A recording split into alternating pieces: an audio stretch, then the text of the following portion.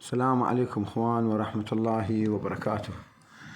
اليوم حبينا نصور لكم تدريب الحمام الزاجل من خلال ما تشوفون ان شاء الله بالفيديو، اللي هو عن قريب ان شاء الله، ما بقى ايام قليلة او تبدي السباقات الموسم 22-23. بالنسبة هاي المسافة شوفوا شلون هذا الاجواء الحلوة والطبيعة والفراغ، الجو المفتوح، يعني لا اكو مثلا فد شي يعيق الحمام، اشجار او كهرباء او فشي. وهاي المسافة اللي احنا هسه راح نهدها يعني تقريبا مسافة اكثر من 50 كيلو. شوف مثل ما تشوفون استاذ انطلق حمام التدريب.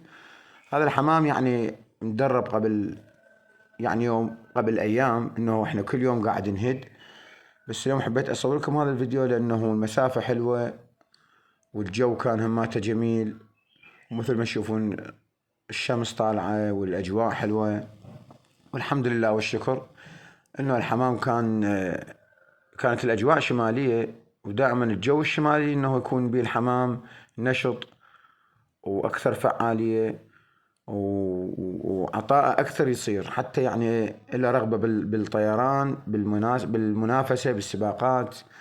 فاحنا كل جناي نطلق حمامة واحد حتى شنو يرجع لللوفت مالته او المسكن مالته. فاحنا هذا الاسلوب اللي نتبعه، انه يبدي التدريب قبل السباقات. يعني هي رياضة، احد انواع الرياضة سبقا قلنا عليها، بس هي انه مو رياضة جهد يعني فردية تعتمد عليها انت شخصيا، لا انت تكون فريق وانت تدير الامور كأنه انت تعتبر نفسك مدرب لهذا الفريق. فلازم انه المدرب يحسن اختيار المشاركين بالسباقات، يعني اللاعبين اللي يخصوه مثل السلالة ونوع الحمام، ويهتم بصحتهن، ويهتم بنوعية الأعلاف الجيدة اللي هي أكثر الأعلاف مستوردة من الخارج. أكو حمام يجي ماكو مشكلة، بس ما راح يفوز، إنه السبب اللي يرجع إنه المربي مالته أو المدرب ما راح يوفر له الأمور اللي يريدها، مثل الفيتامينات والأعلاف البلجيكية والمنشطات.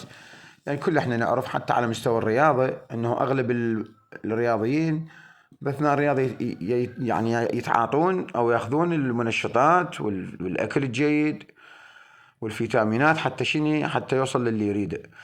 فهنا المدرب أو المربي حتى لازم إنه يحقق نتائج جيدة، لازم شي يسوي؟ لازم يهتم بالحمام وينطيه أفضل أنواع العلف، وينطيه الفيتامينات اللي يحتاجها، ومو بس الفيتامينات حتى العلاجات.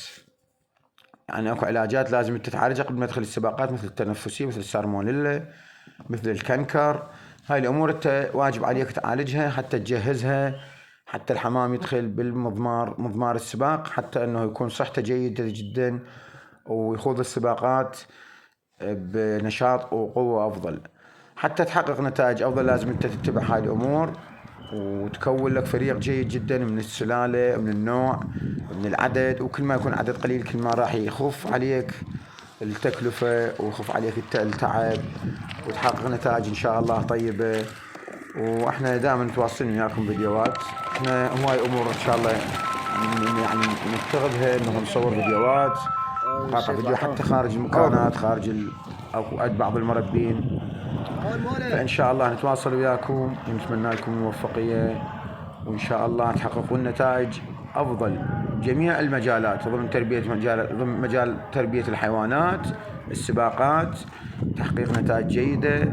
وإن شاء الله احنا نتواصل وياكم من خلال الفيديوهات المستمرة والنصائح، وإن شاء الله يعني نحقق اللي نريده، انه الفائدة للناس والمربين الجدد والمتابعين.